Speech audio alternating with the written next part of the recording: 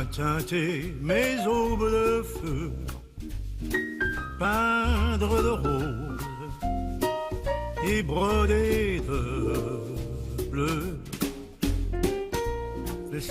Alors, oui, c'est effectivement une chanson d'Aznavour. C'est pas la plus connue, hein, il faut le savoir, ça. Non, parce que vous dites que celle-là, elle m'a échappé. Non, mais elle est en situation. C'est coloré, pourquoi? Parce que Marie-Dominique va effectivement vous parler. Alors, chambre d'hôte, on est bien d'accord? Oui, chambre d'hôte. Très coloré, pourquoi? De toutes les couleurs, hein, il y a de tout. Des couleurs primaires, du flashy, du pastel, voire même du noir. Toutes les couleurs du nuancier. Parce que l'hiver, il est un peu lourd, non? Vous trouvez pas? C'est un hiver, quoi. Voilà. Il y a eu pire, hein.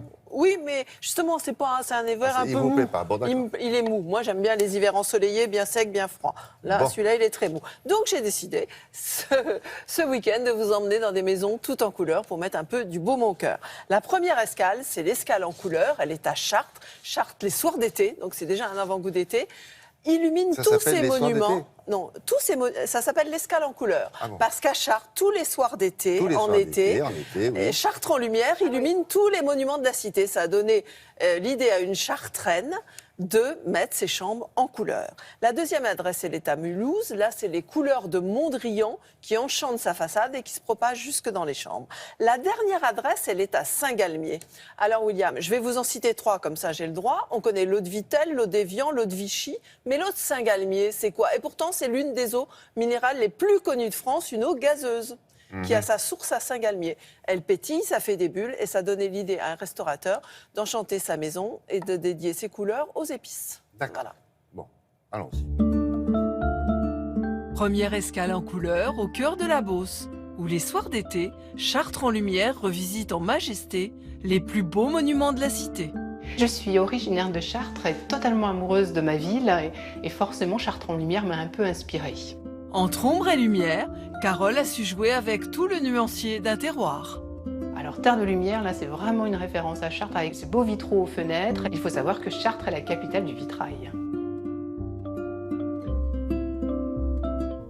Terre d'ombre, elle fait notamment référence à la Beauce, qui est la région avec les labours, la terre en général. Elle fait aussi référence aux artisans locaux avec le bois et le métal et la brique. Terre boisée est une chambre un petit peu différente et plus tournée vers la nature, avec des petits papillons, une grenouille qui nous fait un petit clin d'œil. Terre citadine est une chambre studio. Elle a même sa petite cuisine qui permet aux hôtes d'être un petit peu plus indépendants. Gris blanc apaisant, c'est aussi une couleur pour cette vaste salle à manger sous la charpente séculaire. À Mulhouse, la maison Mondrian, ou comment faire péter les couleurs sous le ciel alsacien. Lorsque j'ai redessiné la façade, Irène, mon épouse, qui est artiste, et moi-même, on s'est appuyé sur le travail de Mondrian pour revisiter le colombage et les couleurs qui sont une tradition alsacienne. Tous les tableaux sont d'Irène. Et moi, c'est le mobilier. J'ai dessiné la plupart des meubles qui sont dans les chambres, dans les espaces communs également. Pour chaque chambre, il y a un code couleur. On utilise à ce moment-là les couleurs primaires de Mondrian. Mais lorsqu'on rentre dans la chambre, c'est un dégradé de cette couleur vers un pastel de la même couleur qui va être utilisé en ciel de lit pour se sentir dans un espace plus cocooning. C'est un espace, effectivement, la maison Mondrian, où on peut dormir. On y prend son petit déjeuner et puis on peut aussi participer à une table d'hôtes. Et tout ça, ça se passe au rez-de-chaussée, où on a créé une ambiance d'épicerie.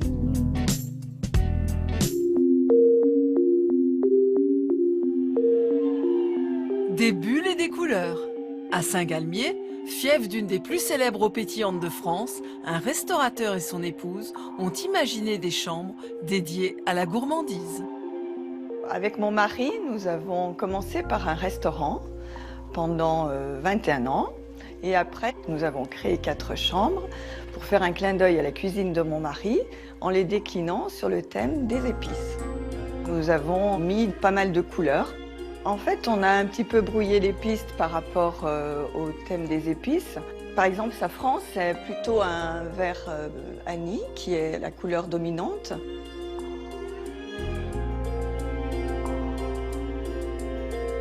Pour la muscade, nous avons du noir et du gris, un peu de rouge. Pour Pour la cannelle, c'est plutôt dans une ambiance bois, mais avec encore des couleurs fuchsia. Et quant à la vanille, c'est dans des tons plus beiges, avec du béton ciré et dans des couleurs de brun. L'eau de Saint-Galmier. C'est l'eau de Badois. Ah oui, c'est plus Ouais, court. c'est peut-être plus pour court. ça, non? Voilà. C'est dans la Loire, en tout cas. D'accord. Et c'est marrant parce que les gens ne le savent pas. Et seuls les habitants de Saint-Galmier ont le droit d'aller à la source avec leurs bouteilles, chercher de l'eau gratuitement. Il faut montrer Pas de qu'on est blanche. bien. Ben oui, voilà, qu'on est... citoyen de Saint-Galmier. D'accord. Je pense que nous, on va être citoyen d'honneur, on aura le droit. Volontiers. Merci beaucoup.